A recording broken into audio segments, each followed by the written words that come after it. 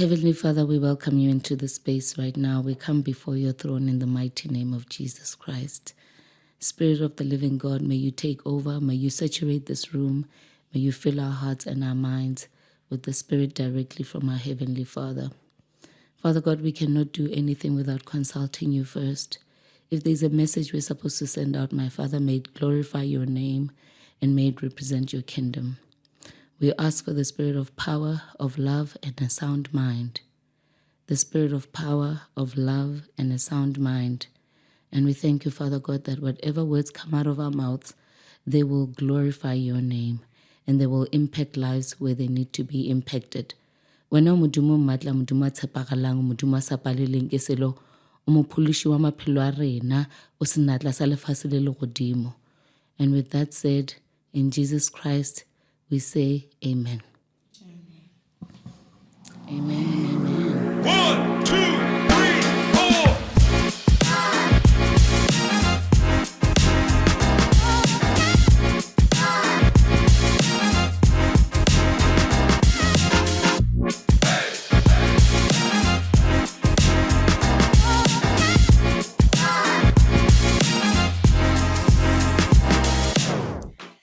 Dumelang, and welcome to yet another episode of Varied Views. Guys, I've been waiting for quite a bit for today's episode. Now, most of you know her as Pebetsi, Mokgadi, or Nolo. But for me, Kidi Mama.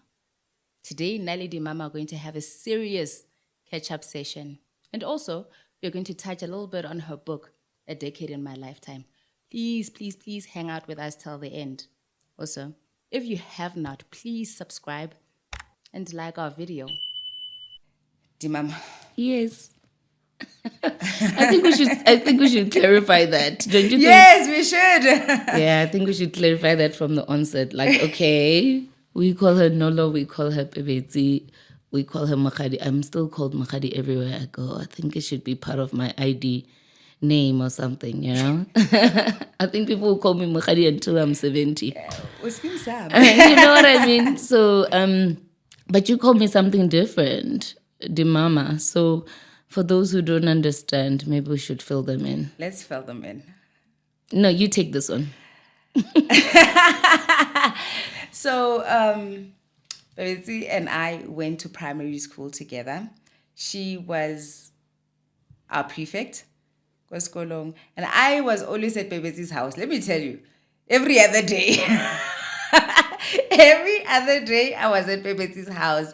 And, you know, I think she liked me. I think she liked me very much. We're not going to talk about why. Yes. No, don't talk about We're that. not going to talk about why she liked me, but she liked me so much. And there was, I remember that day very well, right? Then we would always like write these letters, and you were an artist. Yeah. Flip, man, you drew, right? And I remember that letter I got, and then it's like, okay, give it to Baba Jao. I'm like, oh. Because it was a big thing back then in primary when somebody who's a prefect or a leader of the school to like appoint you to like, okay, you know, it was a big thing. And that's how we started our journey. Yeah. You know what I mean? Yeah, that's how the relationship started. And for those who don't know what Di Baba and Di Mama means, so it's like a smaller version of a mentor and a mentee. Yeah, mentee, Yeah, right? yeah. So it's basically you are the little sister I never had, and I'm the big sister you never had. 100%. And so we saw it fitting, like, okay, we click, I like her, I can groom her, you know, and yeah, that's how long we've known each other. That's more than 20 years. Yeah, that's 1990. I went to PCS 1996. Yeah. And I think it was around 1996, 1997. Oh my gosh, it's over 3 decades. It's been That long. It's been. Ooh. But your smile hasn't changed. Hey, man. Still the same. You know, it's very interesting. So you went and then you get into art, ne? Yes. I wasn't surprised. Remember Udroile? Miss Matseba? Yes. Go fast. That's how I knew. I thought you would be like an artist, but when the picture, The fine artist. I didn't see the actor, the actress, or the, I saw drawing because you're damn good. And I think most people don't know that side of you. They don't. Most people don't know. I was just about to say. So, I have a company that's going to be managing my social media, right? To turn me into a brand so I can associate with other brands. And they asked me, what is the one thing that people don't know about you? I'm like, I paint, I draw. And they were shocked. Because nobody knows I can paint. Nobody knows I can literally draw a portrait of an individual, right? So you know that because you've known me that long. Yeah. That long. I was in that class. I saw that painting and that picture like every single day when we went to Miss, because I was like in Miss Matsuba's class. Yeah. And every morning it was like, and I saw you when you guys were busy with it. You know what I mean? I was just like, oh my God. Like I that's where I saw you being. Like I just saw like this artist, this. And it wasn't something I wanted to do. I think it's a natural born talent because I'm a self-taught artist, man. Like, literally, give me a picture of yourself and I'll draw a portrait of you. You sure? And people are like, you lie. I'm like, try me.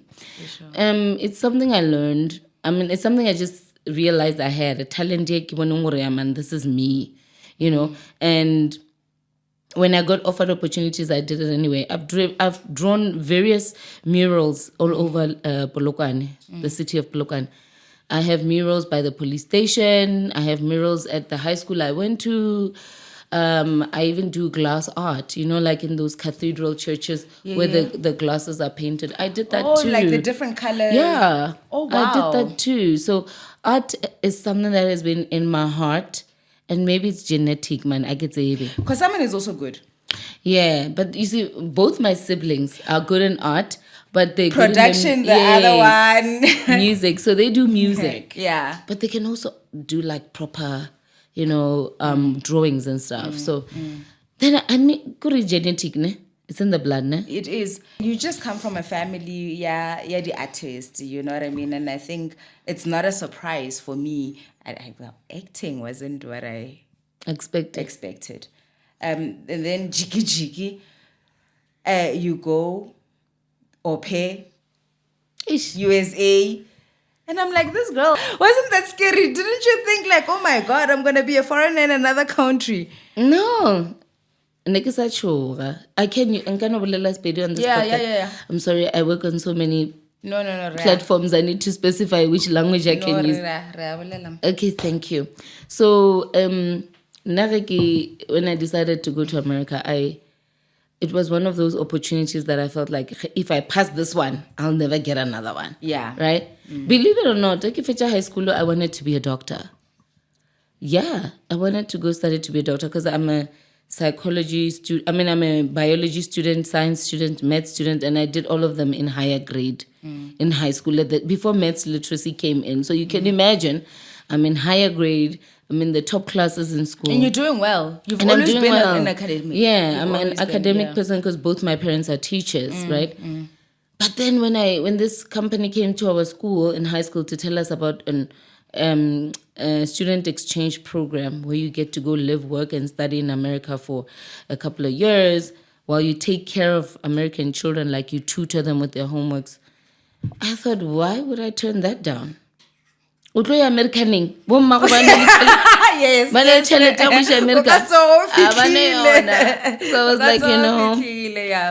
I was like, I'm taking this. And I took the opportunity and I flew there and I was there for 3 years. And when I was there, mind you, I went there at 19. And from 19 to 23, you are transitioning from a teenager into a young adult. So much happens to you, psychologically, physically, mentally, socially. You're defining yourself as a person, So it was an awkward time to be there because I didn't have a mom to guide me. I didn't have the church I grew up in to guide me. I was literally on my own. I had to define myself. You are a foreigner on foreign land. You are transitioning from being a teen into a young adult. This is where you start shaping your future. Who do I want to be? What do I want? What kind of man do I want to marry? What kind of career do I want to... You know what I mean? So it was a critical time. Marabonyo go ba doctor at this point, you know what I mean? And like, okay, then you wanna be a doctor, then jiki. Oh no, that was a gap year that I had to take. Yeah. Okay, I'm glad you're saying that. Look at it this way, ne? Oh, you know very well what I want to be an accountant, a chartered accountant. But then an opportunity comes for you to go to idols and win the competition. And you had to take a couple of years off before you can start your chartered accountant You're like, studies. I wonder how far this one can take me first. Yes. You work like you wanna later Yeah. on. I get that. But weren't you scared? Like, I think for me, it was like, I was envious because I think even after you guys went, like, your likes of Omante, Lebu Grace, and they followed suit. Like, and I was just like, why? Like, you know what I mean? Like, and I think it was more from an shift in the paradigm as far as Polokwane is concerned. Yes, and doing we come things, from a small town. Yeah, we come from a small town, and we don't push the boundaries. We don't do anything that is out of the norm. And when you guys did that, it was more like, okay, mara, eh, you know. You know, you've got a point to be scared. My parents were scared. My parents never sang at all because they thought you're going to a foreign country, you're going to live with a family we don't know. What if you're going there to be prostituted or something? Exactly. Like, I think those are the like things. human trafficking, you know. So that's what they were scared of. But I remember begging them, guys, please let me Allow me. go. You know, let me go. What were you seeing, like, in terms of your vision, like in like going there? What was your thought process? I have to be honest, I had none. I just Wanted to go to America. I just wanted to go to America. We grew up watching American hip hop videos. Like, who doesn't want to go to America? You understand what I mean? Yeah. And I didn't have a vision, guys. I don't want to lie. I didn't have a vision. I didn't have a plan. I was like, okay, America, I'm going for a gap year because that time the idea of a gap year was accepted. Yeah. Before you go back to school and continue your higher education, you can take a gap year. So in my mind, I'm like, America, snow. That's You know what what you're I mean? asking for. It's the little thing. Yeah, Disney, give on Times Square. Like, so in my mind, I just wanted to go there. And although my parents did not understand, I convinced my parents by saying, well, part of the program agreement is that I cannot just be there to be a tutor to kids. I need to also study. You sure? And that's what sold. That's what sold. I'm like, I'm gonna study at an sure. American university. Yes. I'm studying. So then they were sold, and that's how they allowed me to go. And by the way, when I went, I had just quit school because I couldn't give it to metric at December. January, February, March, April, May, June. But to bad nekitana school libona we're in university and then they come back for the June holidays and they find me at home. So my mom was like, no. My very educated child and smart and brilliant girl is not going to be home while her friends come back at the holiday. So my mom went behind my back and registered me at Takeoffs. Bloemfontein. Yes. Behind Baba engineer.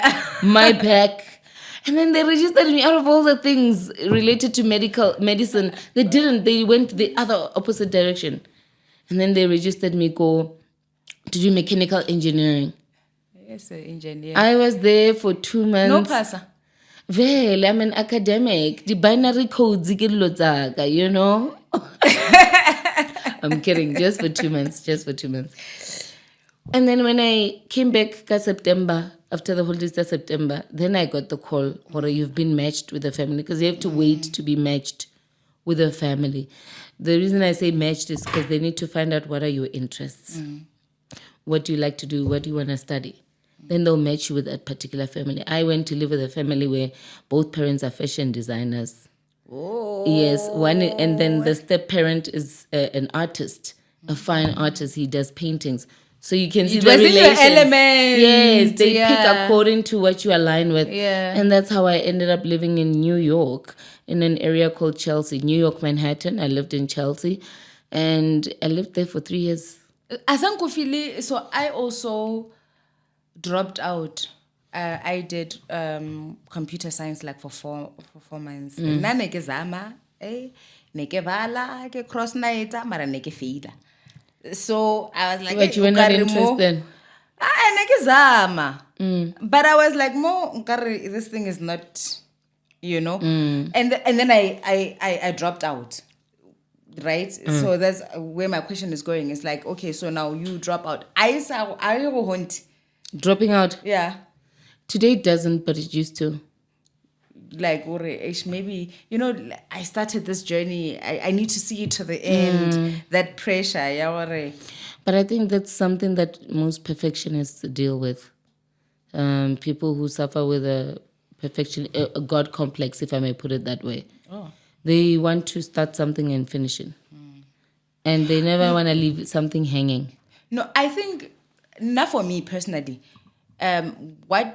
because I then did that 4 months, and then got drop out. And then I then studied something else. And I think I starting stuff that I wasn't finishing. And then it was that, and then when I read somewhere, it was like, it's also a mental Thing. yeah, or, I don't know, maybe so it was a mental thing to say, like, if you see yourself, like, when people were talking about depression back in the day, and they were like, if you want to see, like, automadilo, you don't finish them, and I think for me that's where my pressure came in to say, I started this 4 months later, I dropped out, started a program a few months later, like, no, I can do better than this. Then I drop it, and then it haunted me to say, "It tore more phase. Whatever you start, make sure you finish." And that's why I'm in the mentality of, okay, at some point I need to go back to that and finish that. You know what I mean? Oh my gosh, okay. I see where you're coming from. You're like my mom. You remind me of my mom. My mom is like that. She believes you gotta finish what you started. It's not a mental thing per se. It's not a mental illness per se, ne? But I'll be honest with you.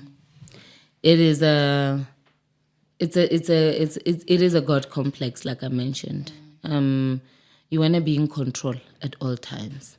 And that's what a God complex is. You wanna be in control. You wanna know what's happening. You wanna know the next move. You wanna plan your life out. And when you don't do what you plan to do, it gives you some sort of a failure feeling. And that's why you want to go back and finish, right? But sometimes you need to realize that it wasn't for you. Look at it in this context. A relationship that didn't work out. Are you going to search for closure until Jesus Christ comes back? Or are you just going to accept that it just did not work out? And you did not get a conclusion from the person. You didn't even get a sorry. Are you going to keep searching for that closure? No matter why. I was so good to you. Why did you do that? Do you understand what I mean? So it is a God complex. My mom is like that too. She wants to get to the bottom of things. As a matter of fact, the reason I finished my studies, whether it's my degree in psychology or my diploma in teaching, if it wasn't for my mom pushing me, I probably would have never. Because I'm working in the media industry now. I'm acting. I'm doing radio. Why must I finish? Why? But my mom was sitting here. Yeah. She's a teacher. Yeah. She's wanting an academia. You're going to finish. You are going to finish. Do you understand? So I would say it's a beautiful burden. That's all I can put it. It's a beautiful burden. You're burdened to finish what you started. It's the perfectionist in you. It's the God complex in you. You really want to finish what you started. But sometimes, really honestly, instead of wasting your energy on something that was not for you, maybe focus on something else. Yeah. I like that. Mara, what was your plan though? Okay, I understand that you fitla America, ne? Then you fitla wa namela sefofane girl. Wa fitla America. Then what? Okay, okay, you've placed, there's a family, you're studying. And then? Guys, I felt so lost in America. I felt so lost. And I literally got lost so many times as well because I don't know the street names. I don't know the street numbers. I don't know Horekasiekia, ma Latinos, Kasiekia, ma African Americans, ma Jamaicans. You know what I mean? Just like I was literally a lost soul in a foreign, unfamiliar land. But how was the treatment? Oh no, New York is beautiful because it's a melting pot of all cultures. So people never treat you. Don't look like an outsider. Everybody is an outsider. Okay. Yeah. That makes it Yeah, better. it's a melting pot of all cultures. Like I said, kwale ke ma Latinos, kwale ke ma Jamaicans, kwale ke ma African Americans. You know, Harlem was highly concentrated with Africans from different parts of Africa. And that's where I would hang out on weekends. Whenever I was homesick and I'm feeling like I miss home, then I'll go to Harlem and I see Africans. I listen to African music. And I think that's how I found my place. But what helped me the most is that my best friend was there too. Your best friend? Thelma.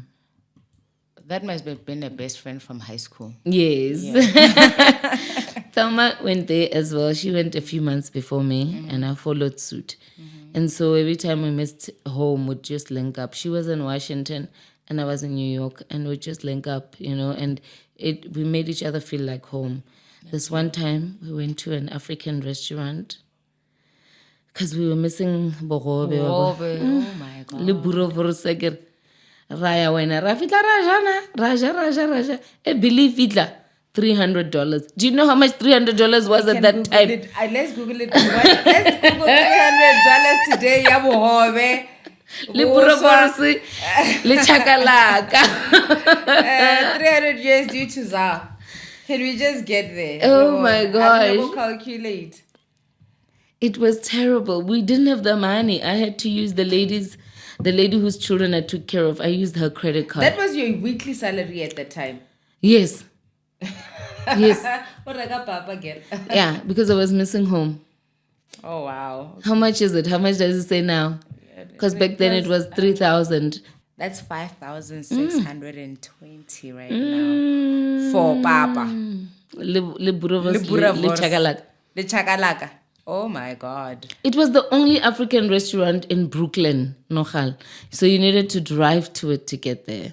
Oh, wow. And it was the only way for us to connect with home. So luckily at the time, the lady whose kids I was taking care of gave me a credit card.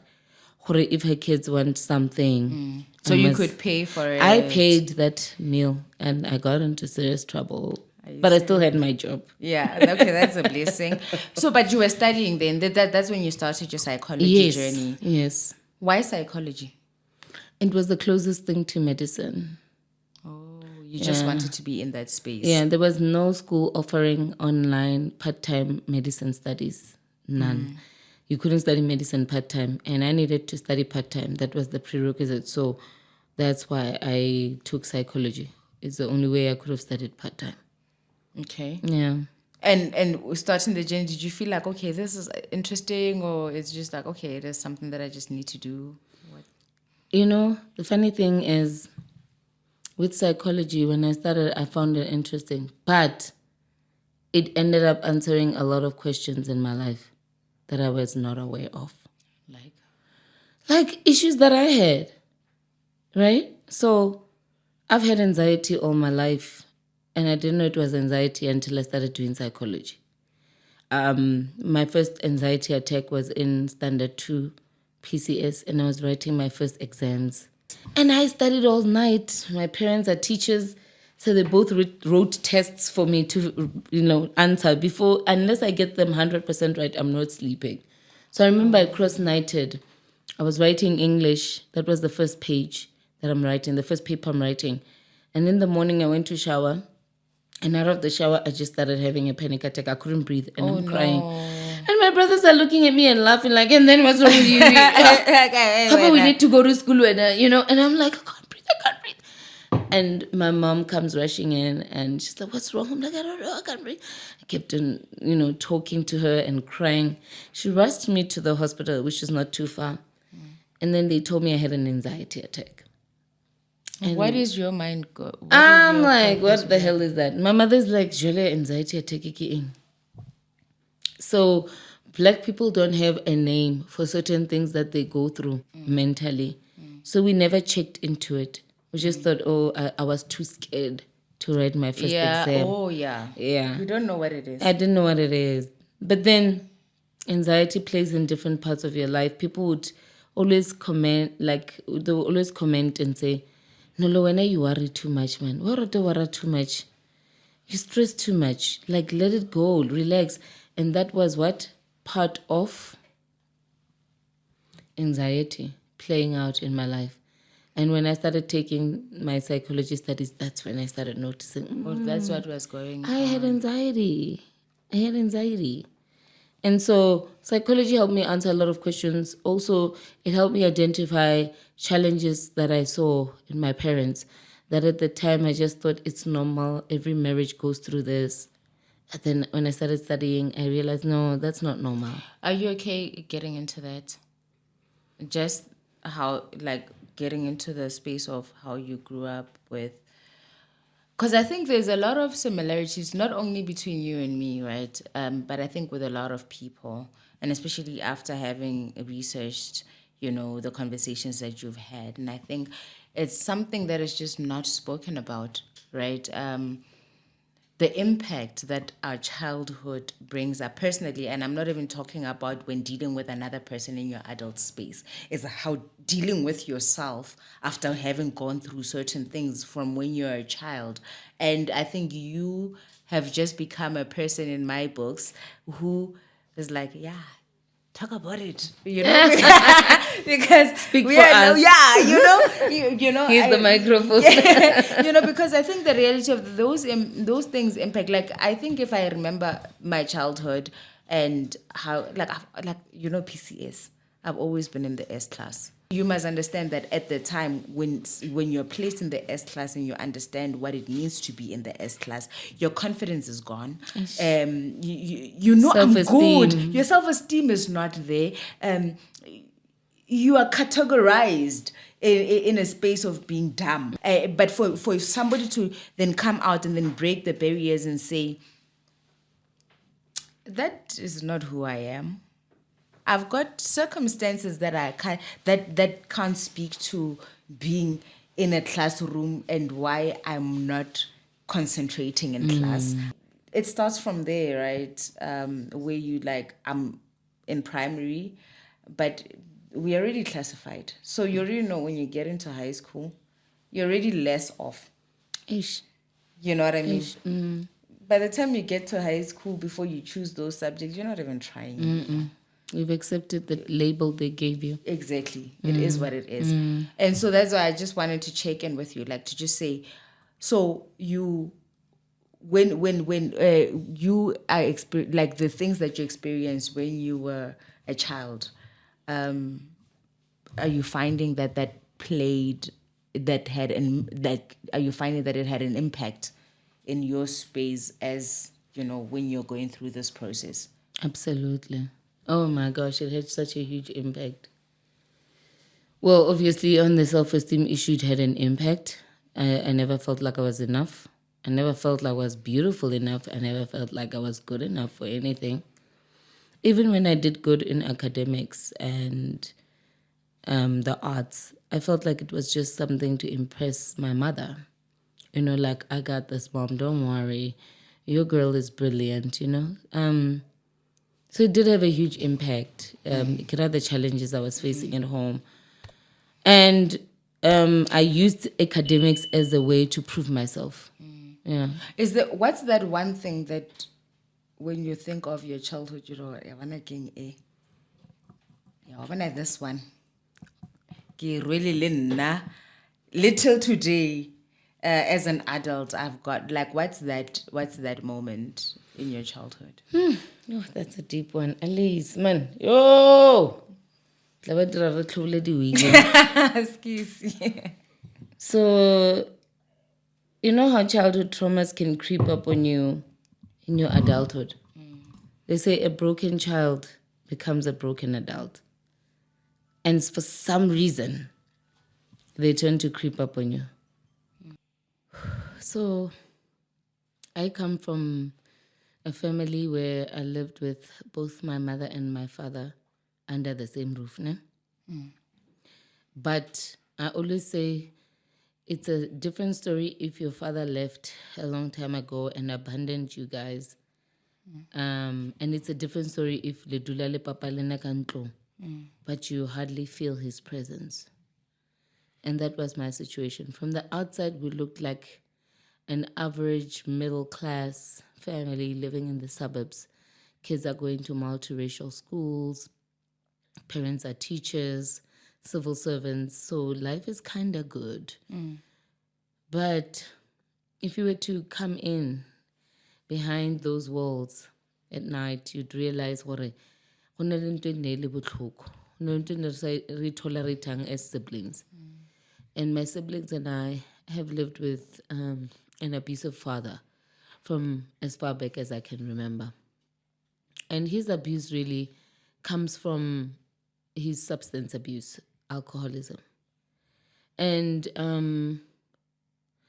growing up, it affected me in the sense that I never really wanted friends over. Next thing or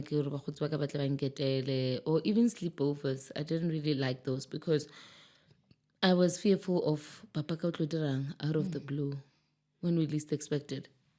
What if now this man starts acting up, starts chasing people out of the house, or starts beating on my mother? And my friends are there and sleeping over.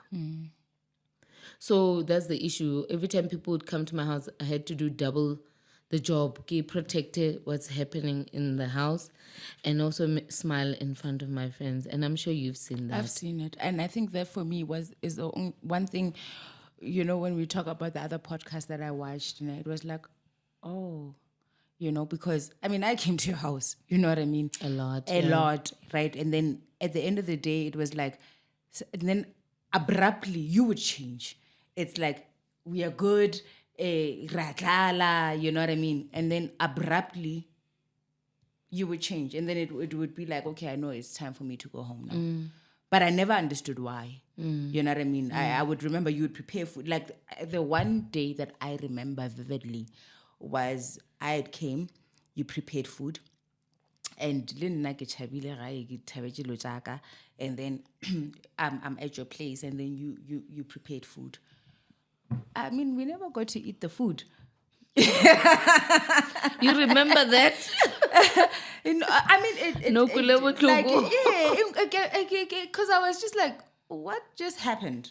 But it never made sense. But my takeaway is, I'm from a strict household, so I can almost sense another strict household when I see it. You know what I mean? So it wasn't like tomorrow could go to mama. You know what I mean? It was like between mama le papa di mama, somebody otshwanale either mama or papa ka gae. You know what I mean? So my understanding was on that level. But like when I saw that other podcast, I was like, oh, okay. Makes sense now. So why didn't you talk to me then? I'm sorry. I'm bringing it up now, but why did you not talk? Because I want to establish why I didn't talk. Why didn't you talk? Go to ring. Go which is a question thing that is going to mean anything at that age. You know what I mean? Okay, mama, why is it? Or you know what I mean? Yeah. It's like when you are at that age and you have that level of understanding because of wherever we come from, you have an understanding that is unspoken. We don't talk about it, we get it. You know what I mean? So I got it. And I never had to ask any questions. I wasn't fully sure, but because I knew, because the next day, life went on, and I still continued coming to your house, and it never stopped anything. But I think, honestly speaking, it was when I saw that episode, I was like, I think at the back of my mind. But I didn't get that far in my thinking process. But I think at the back of my mind, I was like, okay, that makes sense. I get that. Then you put all the dots together. I put the dots together. What you've always shown is that you were, and you protected that other space so much. You know what I mean? Like it exuded. Realistically speaking, like truthfully speaking, it exuded, and it's only now when I'm like, okay. Oh my gosh. I like what you said, Jorge. What would I say? What do I ask? Kitoma guy. Because honestly, it's difficult for kids to talk about what's happening at home.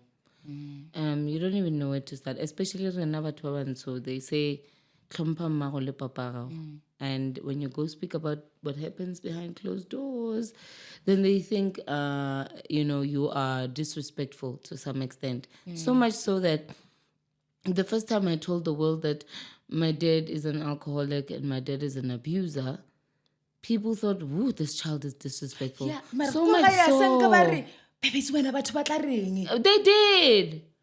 They did. I got phone calls from Borakadi Baka, my father's sisters. But why? Would you say this? On a public thing, And But what so was my your dad even... where was your mind at this point when you felt like, you know what, listen, ke nna Pebetsi, I speak my truth and I'm going to speak my truth. Like, where was your mind set at this point? Were you not worried when you started conversing? Because I mean, you are very public. I mean, even in anything that you do, you're very public and you are not ashamed of, talking your mind, speaking your mind. You know what I mean? And when you started expressing yourself the first time, and you were like, better post. Like, do I delete this? I had no choice in terms of editing, because I'm not the one editing the shoot. You know what I mean? All I did was record. But where was I in that space? At that time, I had written the book. And I already knew what I put in the book is things that people don't know. So they're going to find out anyway. So I might as well speak about it. Oh, so that's where your mind was at. Yeah. Okay. It's not that I was speaking out of anger or I've had enough, or it was, listen, people are going to know this, but then I might as well talk about it because that's what people are going to find out. My problem and my fault was not consulting with family members first and letting them know, now I'm coming out with this truth. Because every family has secrets, at least. That's true. Every family has secrets. Every family keeps each other's secrets. And if you're going to go out with a secret without consulting other people, it's like when you're a betrayer, when Judas Iscariot was the family. I was like, no. So it was a spur of the moment thing. Because I remember when this lady asked me on that particular podcast, I was very emotional at the time. She asked me and I answered. And I would like to use the opportunity today to say, as much as I said to the world that my dad is an alcoholic and an abuser, I'm not saying that I hate him. I love that, yeah. And I want people to know that I don't hate my dad. And I did mention what I actually understand him now in my adulthood than when I was younger. And I realized why people didn't get that line, because I didn't elaborate further. I understand him now in my adulthood. It's because I know what it's like to be a parent and carry a lot on your shoulders. And substances are the only thing that will help you escape. I've been where my dad is. I've also been an addict at some point. And I know how challenging it is. You're trying to cope. You're trying to deal with childhood trauma. You're trying to deal with abuse, trauma. You're trying to deal with challenges you've encountered thus far in your adulthood. And that time you find yourself being a single mother of 2 kids with 2 different fathers, and you're taking care of these kids. It can have a heavy load on you, and then I also got into my episode of addiction, and when I was in it, that's when I realized what my dad was probably going through.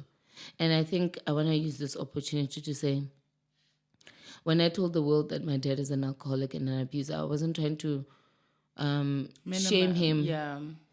And I wasn't trying to paint him with a red paint or, dark cloud. But I was just saying, because of what he went through and because of his addiction issues, I understand, because I also encountered the same thing. And maybe, just maybe, it's genetic. And as a female, I'm dealing with it from a different perspective as him because he's a male. But today I understand my dad better than when I was younger. I love that. So, I don't want to talk about a whole lot of stuff because I think there's a lot of conversations that you've had around your story. And I think with one thing that when I watched all the episodes and what I wanted, like what I was curious on is like, we know you have gone through a divorce, right? And then we know the circumstances of your divorce, right? Are you finding similarities between your dad and your ex-husband? That's why I'm saying, I understand my dad today better than when I was younger. They say that a girl child's first love is their father. Do you know that? I didn't know that until I was older. I was like, really? My dear. All right. Until I was older, I was like, Kanete. But no, a daughter's first love is their father. And so my first love was not an ideal individual at all. At the time, he was not modeling the ideal individual. But women who find their first love to be a particular, that father they had, end up marrying a man who's just like their father. Just like men marry women that are just like their mothers. Yeah. Ne? It's superstition. Ne? No, like it's right. yeah, but it's because I look at your story with your ex-husband, and I look at the story with your dad. I'm like, but there's a link here. Huge link. It's scary how huge it was. We got married in November 2021. No, 2020. December 2020, we were just newly married. Ne? We got married in November. December, he's like, so where are we spending Christmas? I was like, let's start at my house. Next year we'll go to KZN. Yeah. Let's start at my house. Nele Mutsulu. Yeah, Kimazulu. That's why ngikhuluma kanjalo sisa. Phela mina ngimzulu vele. So he went with me to my family home for Christmas, and we were planning what we were going to alternate. This man got along with my father like a house on fire. Because they were twins who were separated at birth. I'm not laughing. I took a video. My mom called me. She's like, "Nolo, come see this, come see this." So my mom and I went upstairs, and we were watching them from upstairs and down. They were sharing records like Bodichedi Pendergrassy, Stevie Wonder. But these people were body Manhattans. But this guy is my age. My dad is my dad. But they were clicking like they were separated from birth. And that's the day it dawned on me, or I married my father. Oh, shit. My dear, we feel sorry for you. I married my father. And I was like, Mom, what's happening? Mama they drink until 3 a.m. in the morning. Yes. They drink the same thing. They listen to the same music. They talk the same stories. And I'm like, my God, I married my dad. So women will always end up, falling for men like their fathers. And that's why I find it so important. If you have seen yourself marrying your dad and you don't like that idea, look at your children and try and change the trajectory of their mindset. And that was the one reason that made me end my marriage in 9 months. I ended my marriage in 9 months because it dawned on me.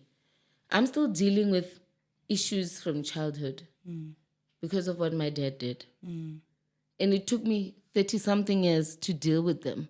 So do I want this child of mine to do the same thing? Yeah. I'm gonna end this vicious cycle. It's up to me to cut the generational curse. And I said, listen, bro, we can't do this. We can't make it work. I know you've seen psychologists, family therapists, marriage counselors. You've been to rehab. Well, he didn't want to go to rehab, but it was one of the things. And I said, so we're it talking can't. Like when talking about rehab, I think a lot of the times you talk about the alcohol abuse, especially I'm talking about your ex-husband now, and then you talk about alcohol abuse. But there's a thing that you do in all the conversations that you have. You'll always say there's alcohol abuse, and then you then say, or there might have been something else. You know what I mean? And I know you're saying that because maybe asango we born. you can't say that for sure, that, this person had other substance struggles apart from what I know. I know alcohol. What is the thing that makes you think it potentially could be more than alcohol? Ho nagan? Because I drink alcohol too. And I don't see myself doing things that I don't remember the next day. Right? I don't see myself attacking somebody and abusing somebody out of anger because of alcohol. Right? That's why there's something else. Ne? So in psychology, I'm putting on my psychology head now. Yeah. In psychology, we have what we call co-occurring mental illnesses. And that would be your maybe depression linked to addiction, anxiety linked to substance abuse, right? So we usually call them dual diagnosis. So we don't know which one comes first. It's a issue of the chicken or the egg, which one came first. So then sometimes depression would lead a person to drinking because your friends are like, oh, you're depressed. I'm fit to just drink, man. Don't cry over her. You know what I mean? Then you end up being dependent on the alcohol to put you to bed, to numb the emotions and the sadness. I'm fit to anxious. Anxiety king. I'm fit to, fella, you'll relax. Or to you'll relax, So substances and mental illness seem to work hand in hand. And that's why I say, I don't know what else he did behind my back. I'm talking about my husband. Yeah. I don't know what else he did behind my back, because when you meet him in his sober state, everybody loves that man. People who know me well, who I worked with, know that he was a humble person. Mafika sawubona Ndlovukazi. With that beautiful Zulu voice. Oh my God. Yeah. And everybody loves him. Everybody understands him. Everybody sees him as this respectful man. But Itiapuze, a few hours down the line, he takes something and he changes into a monster who now wants to sharpen knives and stab us ati namhlanje ngikhipha amathumbu. And for me, that was you're dealing with a monster. Like, imagine somebody just switches. You know what I mean? And for us, that was the shocking thing. And because Mina, I'm not the kind of woman who maung shy. I'm like, yo. Hey, Mina maung shy ngiti. Hey!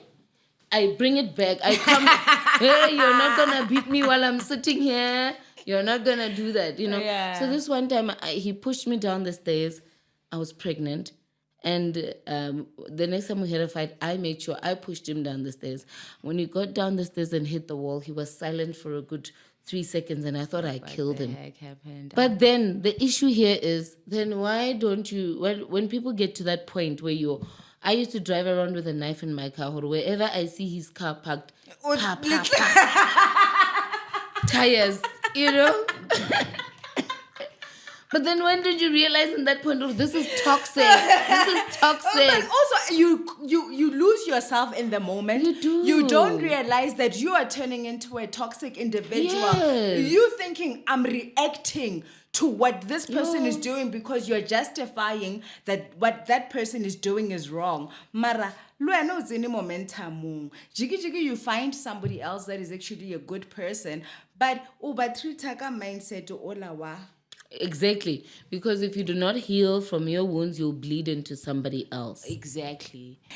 I think so. Okay, so then you then get in like your space, your marriage. 9 months later, it's done. When you reflect on the 9 months, and I know we can talk about, you've gone through the abuse of your marriage and everything else. If there's any good thing that you can point out about your ex-husband? This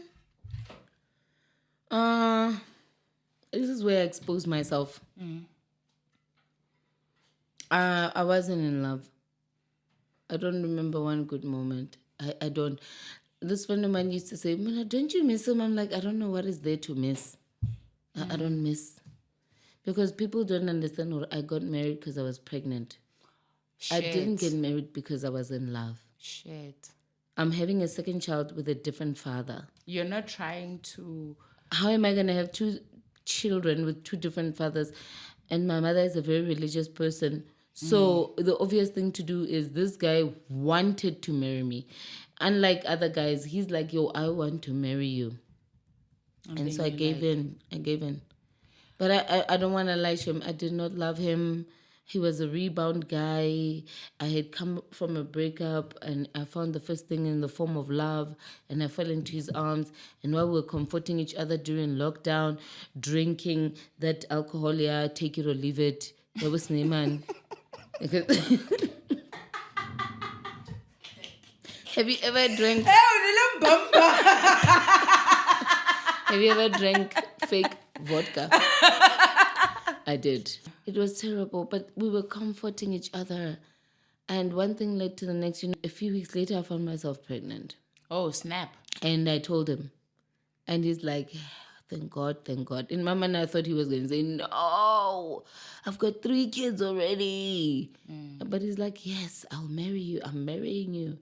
And he actually called my mom and let my mom know I was pregnant before I could let my mom know because he knew how religious my mother is. Did that give you like some sort of comfort to No. say like, no. I was actually very angry. Can I do this on my Maka own? wants me to get married, Vele. And I let him marry me. But because even in the 9 months we knew each other, literally every weekend he was out of the house because we would fight literally every weekend to a point of violence. I knew it wasn't gonna. I knew the red flags before I married him.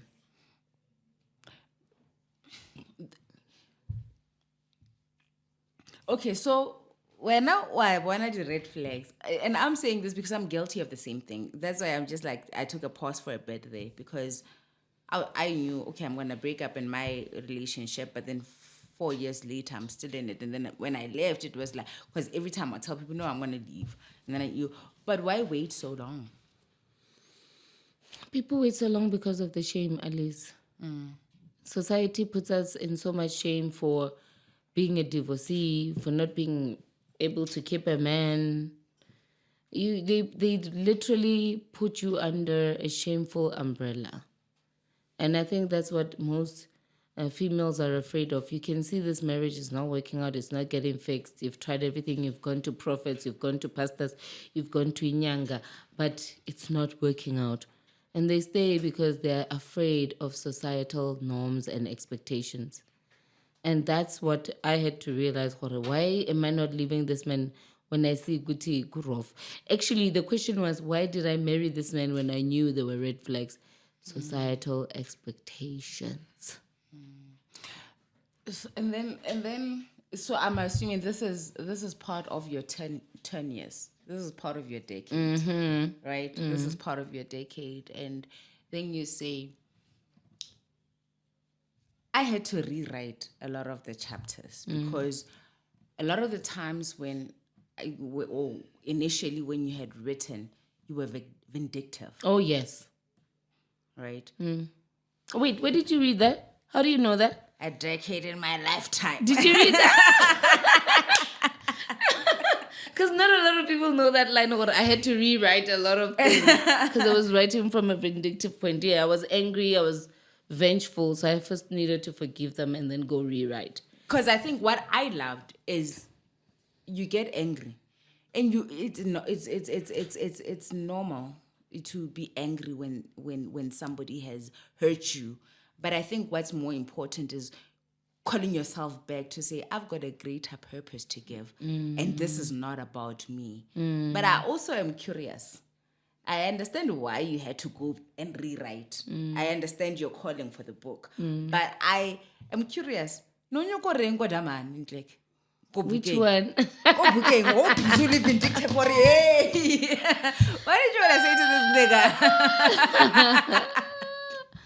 nigga? The weird thing is, I'm not angry with this man. People think I'm hella pissed with him. I'm angry. I'm not. You know why? I never loved him. That's the first thing. I'm not angry. The honesty. Yeah, I'm not angry with him. Okay. Yeah, most people are like, yo, Nolo, that's harsh, but it's true. I'm not angry with him because I never loved him. I'm angry with myself for taking things forward, knowing hore, it's not going to work out. I married to hope, hoping that things will work out. Okay, that's the first thing I need to point out. The second thing I need to point out is he's lucky because by the time him and I had a baby, I had found God again. You know, I was living recklessly, partying, drinking, smoking, whatever, drinking, whatever, doing whoever. Hey, no leader. You know, a night girl. So when I came back to God, I realized where I had lost myself. I realized, man, I don't know myself anymore. I'm just living my life in jail recklessly. I don't even know what tomorrow holds. So when I came back to God, God dimmed down or nullified my vindictive nature, vengeful nature, anger, dissatisfaction, and the eager to find closure. That one is important because I think when you break up with somebody and it doesn't work out, you want to find closure, and sometimes you'll never get closure. So I had to learn to forgive myself, forgive those who never said sorry, and then forgive those who hurt me. And that's why I was never harsh on him.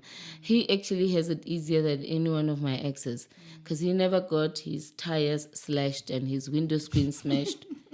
Mara, I don't really like the heartbreak. Di mama le. Ifeng, ka bane ke re, I can born. O shalla o ngwala buka. Ore, wabana ke ne mo. I'm gonna write the book. You know what I mean? What was going on? I'll tell you when I was going through a heartbreak not so long ago. Ke bone ke lebella YouTube, meditation. Ke le so I am confident. Ule chakra han. Ke le chakra straight to my chakras. Ule, I will affirm myself. I am beautiful. But a breakup will turn a woman into a motivational speaker. But you know what the reality is, ne? The reality of the matter is you can't wake up in the morning. You don't care to look pretty. You don't care to eat. You don't care to do the things that you love. That delight you, yeah. You know what I mean? And the things that carry you through life. And it's easy to give up on whatever it is that you are potentially working on at a point in time, right? And you going through this mess and you decide, I'm going to open up my laptop and start typing. Energy. Like when you're in that frame of mind, what kept you going? Oh. So my point of departure about writing the book was not from my failed marriage, like most people think. It was not from that. My point of departure from writing the book was from me dying and coming back to life. The 3 minutes. Yes. So I died for 3 minutes when I gave birth to my last born. I was dead. At least see. Linda next about how dead I was until I met up with the doctor that brought me back to life. A few months ago, I met her in hospital. I was going to visit a friend in the hospital. And she was helping the friend to deliver. And I'm like, hey, Dr. Roxanne, how are you? Are you? What's up, Hela? When I don't want to see you. And my eyes were rolled back. Oh, no. I was pale. Had to pump me up. I was dead. And guys. yeah, no, I can't. Now they told me I can't have babies anymore. But then the thing is, this woman said, you died and you came back, which is, it's not a miracle. It's not, oh, medicine helped you. You died and you came back by the grace of God, because we tried everything in our midst. We CPR'd, we did the electric things. But then for me, that's what instigated the book, because I kept on asking God, why? Why didn't you just let me die? Why didn't you just let me die? Why am I here? And that's what started the book. So in the writing of the book, that's when I realized, Uguti, face the truth, girl. You're not going to last long with this person. You're married for the wrong reasons. So free him. But hopefully you can maintain some good relationship, for the sake of the child. That's why to this day I don't speak bad about him. I always say his challenges, addiction and other things are due to his broken childhood. But I wish he fixes himself so he can be there for his daughter, right? And then I also say, when I decided to write, I was trying to, the most important thing, if you ever remember anything about my book, A Decade in My Lifetime, I want you to know that I wrote it to remind you that no matter what crap you have done, no matter what sin you have committed, no matter what crime you have been a part of, God can still forgive you. You can never walk too far astray that you cannot turn back and walk back to your Creator, the one who made you. Because the reason we still suffer is because we think, oh, I'm a broken person already. Nothing is going to fix me. But you can change for the better. You can be a better person and not a better person, despite whatever you've been through. And I think that's the main message of my book. It's called A Decade in My Lifetime, A Story of Redemption. I'm trying to remind whoever, dude, you've messed up. You've scammed some people. You have committed hideous crimes behind closed doors. You have probably got a secret that people don't know about. You're addicted to some substances and people don't know about. Hey, you've probably done multiple abortions, back doors as a female. But you can never say you are ruined. There's still a place where you can go, where you can be cleansed. And that is under the wings of our Creator. And that's the crux of my book. And that's what kept me writing. Because when I was writing, I was healing. Is it because you then tapped into forgiving yourself, into some of the things that you felt like were not going to be forgiven? True. Because every time something goes wrong in life, you want to blame. You want to shift the blame. You play the blame game. He made me do this. He did that. He did that. But truth not is, taking accountability. you are the common denominator in every situation. When that person hurt you, you were there. When that family member betrayed you, you were there. When that job neglected you, you were there. You are the common denominator. So how about you actually shift it and look at yourself, what is wrong about me? What is so wrong about me that I keep getting everything wrong? And I think that's where I shed the ego and started looking at myself, and I realized, Nolo, you are wrong here, here, here, here, and here. How about we fix that? You wrote the book finally. You've got your voice. What is the first thing you said when you discovered, It's a book. got a voice? I can speak my mind like, oh, wait, I was afraid to say this, and now I can talk about it freely. What is that thing? I know this may sound as a cliche, but I think it's self-awareness. It's self-awareness, right? So keep that in the back of your mind. I worked on radio. I worked on TV. I'm still working on radio and still working on TV. And both places, I never needed to do multiple auditions and send multiple demos. I was literally handpicked from the crowd. So it's been easy for me, right? And people are like, really? You didn't even go to school for this? I didn't. You didn't have to do multiple auditions? I didn't. All the roles I've gotten on TV and all the radio jobs I've got, people came and asked me to be part of the radio station, right? So a book is yet another medium to express my creativity. Okay? That's the first thing I want to tell you. The second thing I want to tell you is this for me is a full circle moment. When we started the interview, I told you, Jorge, how I started. I was in America defining myself, trying to figure out who I am. And that's when I got more into the arts, right? And getting into the arts is what helped me to now maybe excel, qualify myself. I'm not just a lucky charm. I went and qualified myself. I do have an acting coach who coached me through the whole thing. I do have a qualification in radio presenting and production. So I did not take it for granted that entertainment industry chose me. I didn't choose it. It chose me. And so when I wrote the book, it was just another medium to express what I've gone through. But moreover, I wanted to remove the shame. When you can talk about your challenges without shame, you have healed. Facts. And then you can actually encourage somebody else to look at themselves and say, you know what, le nna ke flopile ne. Mara if Nolo could come up le floppy like that and not feel ashamed, maybe le nna ke tswe ka floppy and I might just find my help. Like I'm gonna rata flop mo bophelong, but don't cover floppy kare it's under the carpet. Eventually it will come out. 100%. You know what I mean? So I think for me in this book, as I always say, in the book, my main message is look at yourself.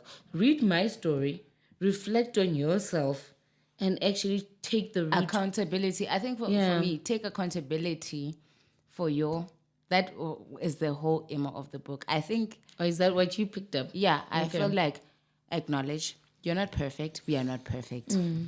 Accept, take accountability, and let's move on. And I think when I read the book, I was like, you have to be an honest individual with self, not an honest individual with the world. You have to be an honest individual with self, excuse me, to comprehend the context of this book. Yeah. You know what I mean? Yeah. When I read it, I was just like, oh, okay, right. It caught you off guard. Yeah. It's a beautiful read, guys. I think you should find your way to it. It's called A Decade in My Lifetime. It's a beautiful book. So you definitely want to make sure that you get yourself a copy when the time is right. I believe that. My book is called A Decade in My Lifetime. A decade is 10 years. So my book is 10 chapters. And every chapter has a theme and has a title. So my first chapter is a dedication. Who am I dedicating the book to? My second chapter is my debut. I'm talking about how I got into the entertainment industry. My third chapter, I believe, is my intro. And I'm talking about how I feel like Nolo was introduced to the world, right? Because as much as when I was born, I was known as Pebetsi Nolo Matlaila, but Nolo, the individual I have created in the critical years living in America. And then that's my introduction, right? So that's 3. 4, I believe I'm talking about toxicity. 6, I'm talking about identity. I'm talking about mental health. I'm talking about undoing. I'm talking about dead living. And then I'm talking about being the phoenix. So with all those headings of each title for each chapter, it's the theme for that chapter. When the chapter is mentioned mental illness, I'm going to speak about my journey with mental illness. And I'm provoking you to start looking into your journey. Now, that was a great catch-up session. I had fun catching up with her. And I hope you enjoyed this deep conversation as well. And don't forget to be on the lookout for A Decade in My Lifetime, guys. It's worth the purchase. Please share your thoughts with us in the comments section down below. And don't forget to subscribe. And please leave your fingerprint on that like button. I'll catch you in the next episode. Enjoy your weekend. Peace be with you.